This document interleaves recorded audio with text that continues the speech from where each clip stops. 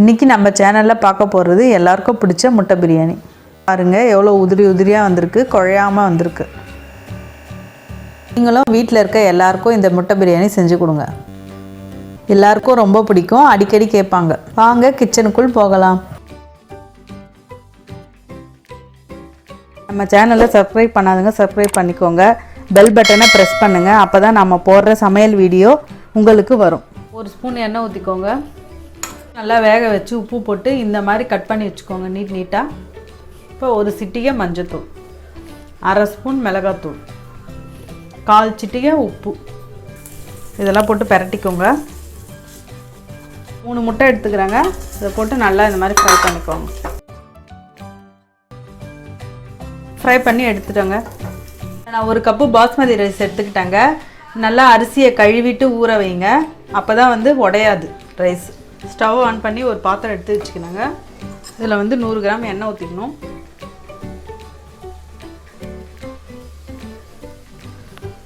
எண்ணெய் காஞ்சிடுச்சுங்க. நான் 3 வெங்காயம் நீட்டாக அரிஞ்சு வச்சுருக்கேன். அதையும் போட்டு நல்லா வதக்கிக்கோங்க. ஒரு 5 நிமிஷம் நல்லா வதங்கணும், ப்ரௌனிஷாக ஆகிற வரைக்கும். அப்போ தாங்க பிரியாணி சூப்பராக இருக்கும், முட்டை பிரியாணி.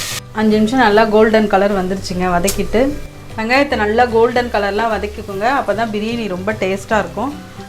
பட்டை, லவங்கம், இலை எல்லாம் வச்சுருக்கேன். அதையும் இதில் போட்டு நல்லா வதக்கிக்கோங்க.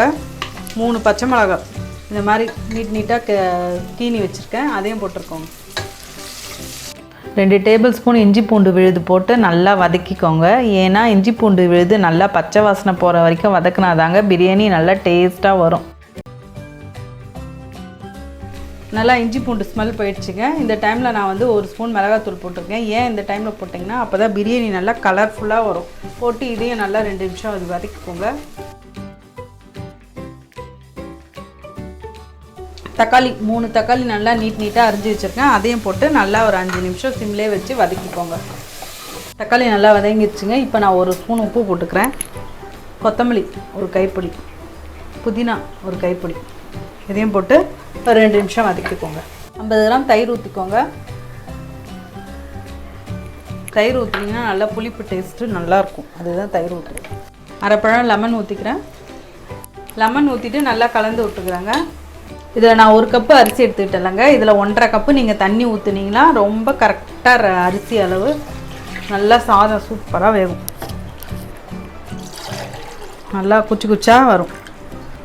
முதல்ல 1 ஊற்றிக்கிட்டேன், இப்போ நான் அரை ஊற்றிருக்கேன். இப்போ இதையும் நல்லா ஊற்றி தண்ணி நல்லா கொதிக்கணும், கிளறி விட்டுக்கோங்க. இந்த டைமில் நீங்கள் உப்பு காரம் வேணுன்னா பார்த்துக்கோங்க, வேணும்னா நீங்கள் எக்ஸ்ட்ரா போட்டுக்கோங்க. தண்ணி நல்லா கொச்சிருச்சுங்க. இப்போ நான் ஊற வச்ச அரிசியை, பாஸ்மதி ரைஸை இப்போ போட்டுக்க போகிறேன்.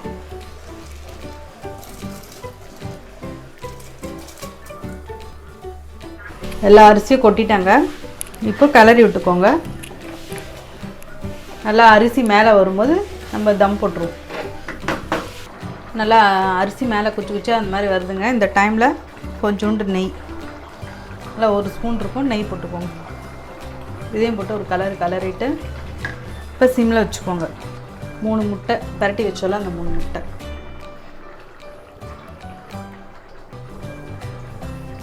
கரம் மசாலா ஒரு 1/4 ஸ்பூன் மேலே தூவிக்கோங்க. நல்லா வாசனையாக இருக்கும். மேலே ஒரு தட்டு வச்சுக்கோங்க. இந்த மாதிரி ஒரு பாத்திரம் தம் போட வெயிட் எடுத்து வச்சுட்டு சிம்மில் வச்சு ஒரு 10 நிமிஷம், அதுக்கப்புறம் நம்ம திறந்து பார்ப்போம். நல்லா 10 நிமிஷம் ஆயிடுச்சுங்க. இப்போ நம்ம எடுத்து திறந்து பார்ப்போம். பாருங்கள், நல்லா சூப்பராக ரைஸ் நல்லா கொட்டாமல் வந்திருக்கு. நல்லா வாசனையும் செமையாக வருது. முட்டை பிடிக்காதவங்களுக்கு நீங்கள் முட்டை போடாமல் அப்படியே செஞ்சிங்கன்னா ப்ளைன் பிரியாணி இந்த மாதிரி செஞ்சு கொடுங்க, ரொம்ப நல்லாயிருக்கும். இப்போ இது முட்டை பிரியாணி எப்படி வந்திருக்கு பாருங்கள். முட்டை பிரியாணி ரெடி.